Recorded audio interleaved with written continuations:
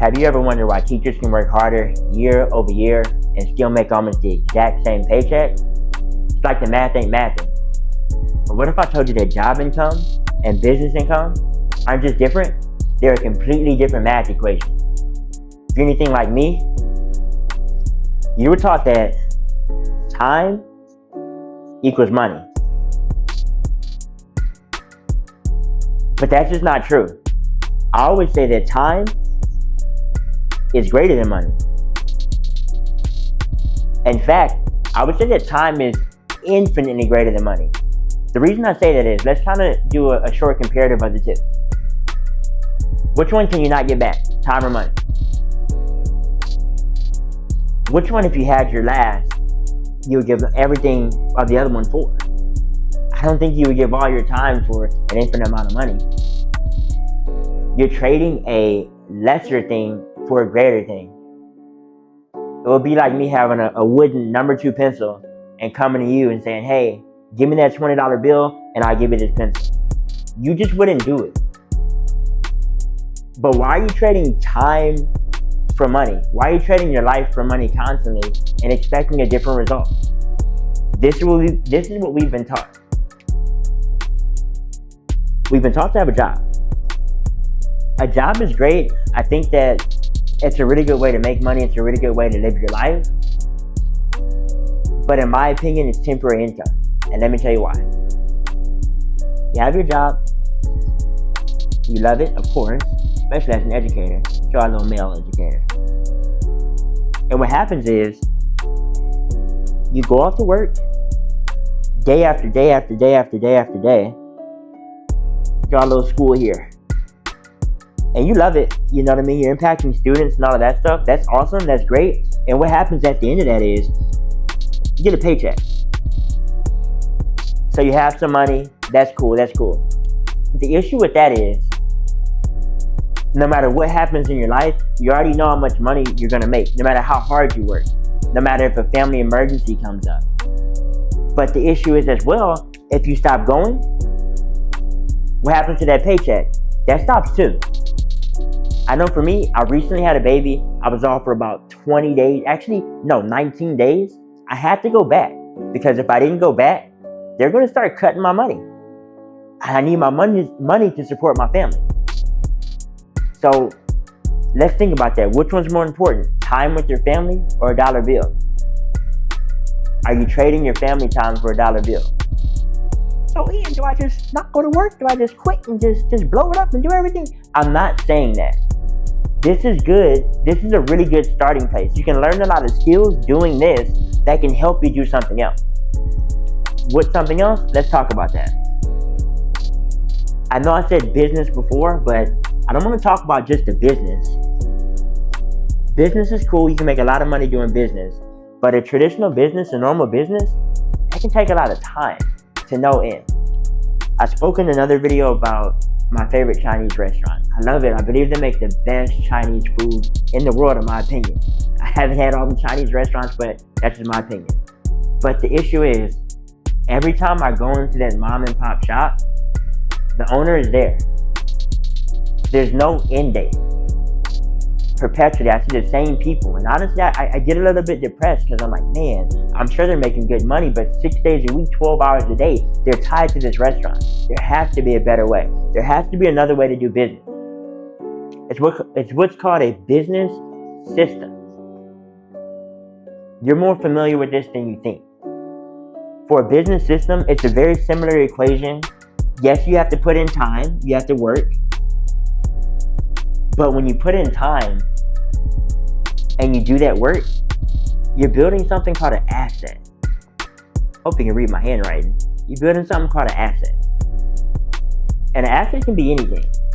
Let's think about the music that you're listening to. Who's your favorite artist? When they recorded that song is an asset. Let's think about a McDonald's. That's an asset. An asset is something that after you put in time into it, it starts to pay you. I have to be honest with you though. A lot of people get tired when they start to build an asset because in the beginning it seems like it's not working. I know it seemed like your favorite artist was an overnight success because the first time you heard about them, they were a hit. But they spent a lot of time putting in time, creating assets, making songs, getting better at their craft, getting better at their craft, getting better at their craft. And a lot of times there was no money coming out the other side. That's why you have to think differently to get different. When things get hard, you have to keep going. You have to keep going. But we weren't trained that. We were trained to go to school, go to work, get paid. Go to work, get paid. Go to work, get paid. But how well is that working? Is that even covering your expenses right now? Now, on the other side, when you're making the asset, like I said, it might take a while for something to come out the other side. But let's think about the hit record. How many times have you listened to your favorite song on Spotify?